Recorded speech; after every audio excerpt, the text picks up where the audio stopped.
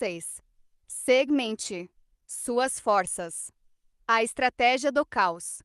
Controlado.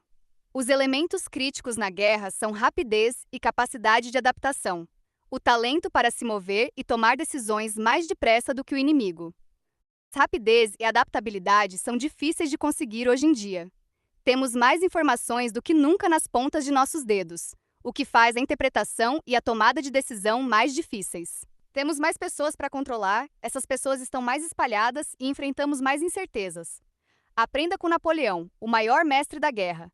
Velocidade e adaptabilidade vêm da organização flexível. Divida suas forças em grupos independentes que possam operar por si próprios. Torne suas forças difíceis de capturar e mais soltas, infundindo nelas o espírito de campanha, dando-lhes uma missão e aí deixando-as funcionar. 96 Estratégia 6. Desordem calculada em 1800. Ao derrotar a Áustria na Batalha de Marengo, Napoleão ganhou o controle do norte da Itália e forçou os austríacos a assinarem um tratado reconhecendo os ganhos territoriais da França ali e na Bélgica. Durante os 5 anos seguintes, uma paz constrangedora dominou.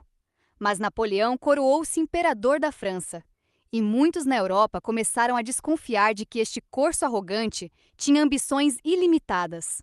Karl Mack, oficial intendente austríaco e membro mais velho e influente do exército da Áustria, defendia um ataque preventivo contra a França, com um exército grande o bastante para garantir a vitória. Ele disse a seus colegas: "Na guerra, o objetivo é derrotar o inimigo, não apenas evitar ser derrotado."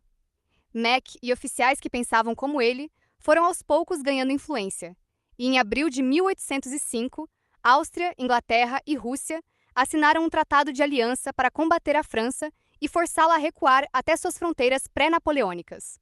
Naquele verão, eles formularam seu plano. 95.000 soldados austríacos atacariam a França no norte da Itália, compensando a humilhante derrota de 1800. Outros 23.000 soldados protegeriam o Tirol, entre a Itália e a Áustria.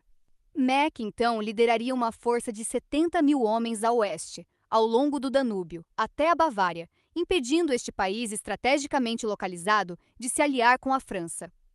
Uma vez acampados na Bavária, Mack e seu exército aguardariam a chegada, poucas semanas depois, de 75.000 soldados da Rússia.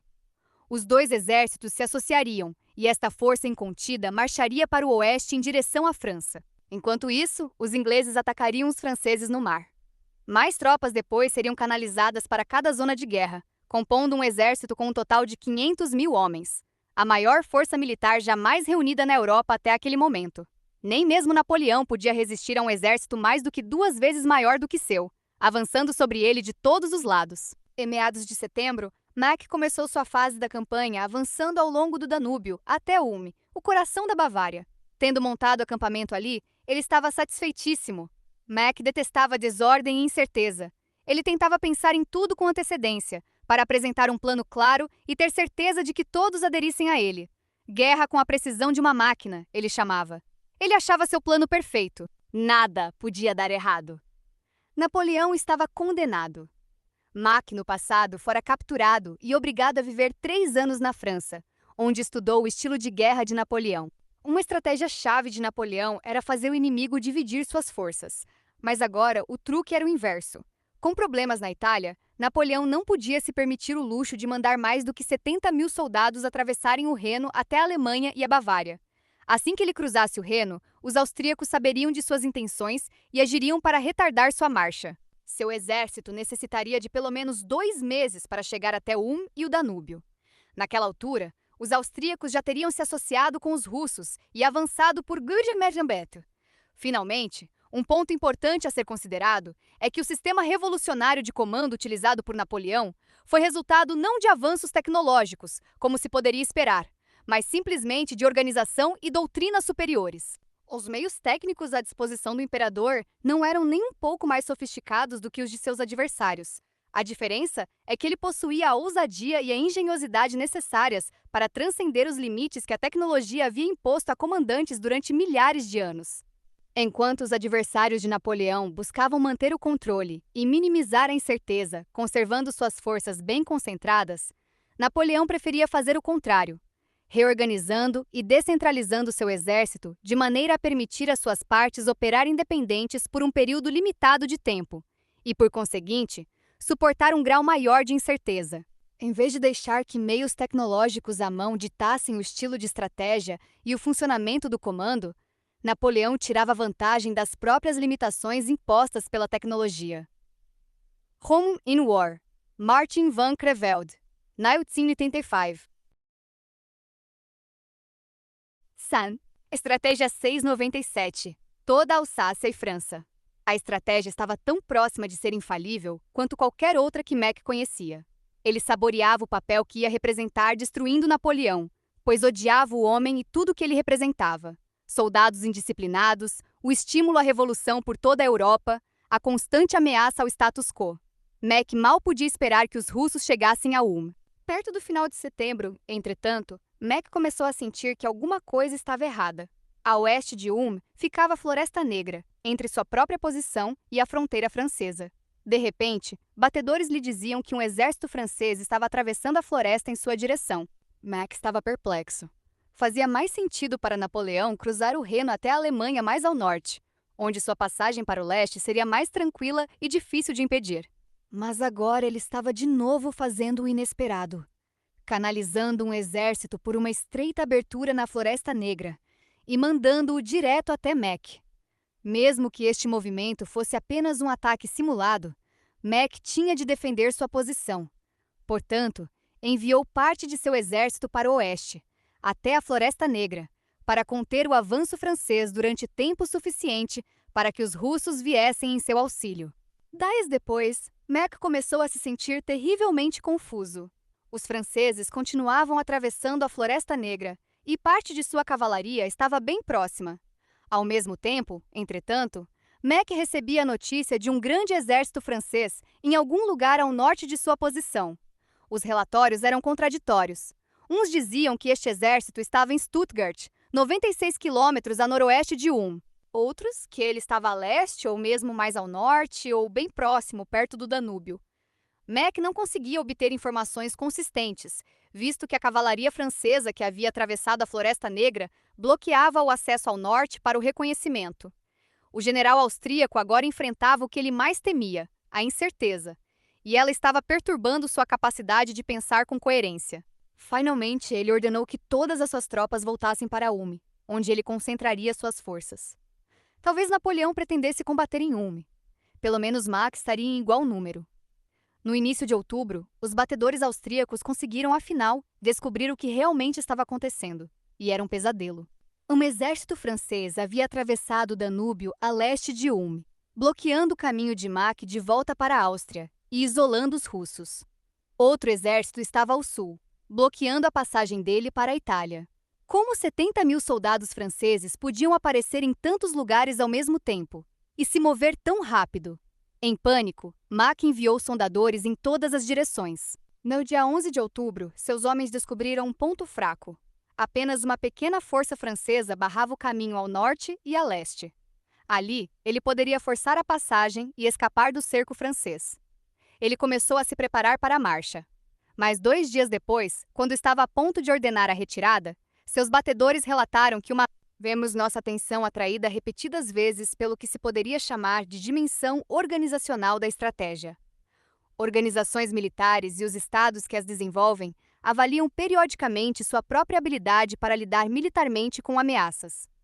Ao fazerem isso, elas tendem a olhar para o que pode ser quantificado: o número de tropas, as quantidades de munição, os índices de prontidão de equipamentos chaves, a quantidade de transporte e daí por diante. Raramente, entretanto, eles olham para a adequação de sua organização como tal, e, particularmente, da organização de alto nível, para lidar com estes desafios. Mas como Pearl Harbor e outros casos sugerem, é na deficiência de uma organização que o embrião do infortúnio se desenvolve. Military Misfortunes, The Anatomy of Failure. In War, Elliot A. Cohen and John Gooch, 1990. Grande força francesa havia aparecido da noite para o dia, bloqueando o caminho a noroeste também. No dia 20 de outubro, descobrindo que os russos tinham decidido não vir em seu auxílio, Mack se entregou. Mais de 60 mil soldados austríacos foram feitos prisioneiros quase sem nenhum tiro. Foi uma das vitórias mais esplêndidas e sem derramamento de sangue da história. Nos meses seguintes, o exército de Napoleão virou-se para o leste para enfrentar os russos e austríacos restantes, culminando em sua espetacular vitória em Austerlitz. Enquanto isso, Mack definhava em uma prisão austríaca, sentenciado a 2 anos por seu papel nesta derrota humilhante. Ali, ele se torturava tentando compreender onde seu plano tinha errado. Como um exército havia aparecido do nada, a leste de onde ele estava, engolindo-o com tanta facilidade? Ele nunca vira nada igual e estava tentando entender até o fim de seus dias. Interpretação: a história não devia ser tão dura ao julgar o general Mack, pois os exércitos franceses que ele enfrentou no outono de 1805 representaram uma das maiores revoluções da história militar. Durante milhares de anos, a guerra tinha sido combatida essencialmente da mesma maneira. O comandante liderava seu grande e unificado exército na batalha contra um adversário mais ou menos do mesmo tamanho. Ele jamais dividia seu exército em unidades menores, pois isso violaria o princípio militar de manter as próprias forças concentradas. Além do mais, se espalhasse suas forças, ficaria mais difícil monitorá-las, e ele perderia o controle da batalha. De repente, Napoleão mudou tudo isso. Nos anos de paz entre 1800 e 1805, ele reorganizou o exército francês, unindo forças diferentes para formar a Grande Armée, com 2.010.000 homens. Ele dividiu esse exército em várias unidades, cada uma com sua própria cavalaria, infantaria, artilharia e Estado-Maior-Geral. Cada uma liderada por um general-marechal, quase sempre um oficial mais jovem de comprovada resistência em campanhas anteriores. Variando entre 15.000 e 30.000 homens, cada unidade era um exército em miniatura chefiado por um Napoleão em miniatura. A chave para o sistema era a rapidez com que as tropas podiam se mover. Napoleão dava aos marechais sua missão, depois deixava que eles a cumprissem por sua própria conta. Pouco tempo era desperdiçado com a transmissão de ordens de um lado para o outro, e exércitos menores, precisando de menos bagagem, podiam marchar com mais velocidade. Em vez de um único exército movendo-se em linha reta, Napoleão podia dispersar e concentrar suas unidades em ilimitados padrões, que para o inimigo pareciam caóticos e incompreensíveis. Este foi o monstro que Napoleão soltou sobre a Europa em setembro de 1805. Enquanto umas poucas unidades eram despachadas para o Julvo, fato de, historicamente falando, esses exércitos terem tido muito sucesso, que não transformou suas tropas em autômatos, não tentou controlar tudo desde o topo e permitiu aos comandantes subordinados considerável espaço de manobra, tem sido fartamente demonstrado. Os centuriões romanos e tribunos militares. Marechais de Napoleão. Comandantes do exército de Moltke. Destacamentos de assalto de Ludendorff. Todos estes são exemplos, cada um dentro de seu próprio estágio de desenvolvimento tecnológico, do modo como as coisas eram feitas em algumas forças militares mais bem-sucedidas. Command in War. Martin van Creveld, 1985. A filosofia de comando de Patton era: jamais dizer às pessoas como fazer as coisas. Diga-lhes o que fazer, e elas o surpreenderão com sua engenhosidade. Patton, A Genius for War. Carlo d'Este, 1995. Norte da Itália como uma força de contenção contra a planejada invasão da Áustria. Ali, 7 unidades moviam-se para o leste até a Alemanha em uma ordem dispersa. Uma força reserva com muita cavalaria foi enviada através da Floresta Negra, arrastando Mack para o oeste, e assim tornando mais difícil para ele compreender o que estava acontecendo ao norte e mais fácil para cair em uma armadilha. Napoleão compreendeu a psicologia simples de Mack e, com uma aparência de desordem, o deixaria paralisado. Enquanto isso, com Stuttgart como pivô, as 7 unidades deram a volta para o sul até o Danúbio e cortaram as várias rotas de fuga de Mack. O marechal da unidade, ouvindo que o caminho noroeste estava mal protegido, não esperou por Napoleão para enviar ordens, simplesmente correu e protegeu-o por sua própria conta. Para onde fosse, Mack encontrava uma unidade grande o suficiente para contê-lo, até que o resto do exército francês pudesse apertar o cerco. Era como um bando de coiotes contra um coelho. Compreenda, o futuro pertence a grupos que são fluidos, rápidos e não lineares. Sua tendência natural como líder pode ser a de controlar o grupo, coordenar cada um de seus movimentos, Mas isso só deixará você preso ao passado e aos lentos exércitos da história. É preciso força de caráter para dar um espaço para o caos e a incerteza. Relaxar um pouco. Mas, ao descentralizar seu exército e segmentá-lo em equipes, você ganha em mobilidade o que perde no controle total.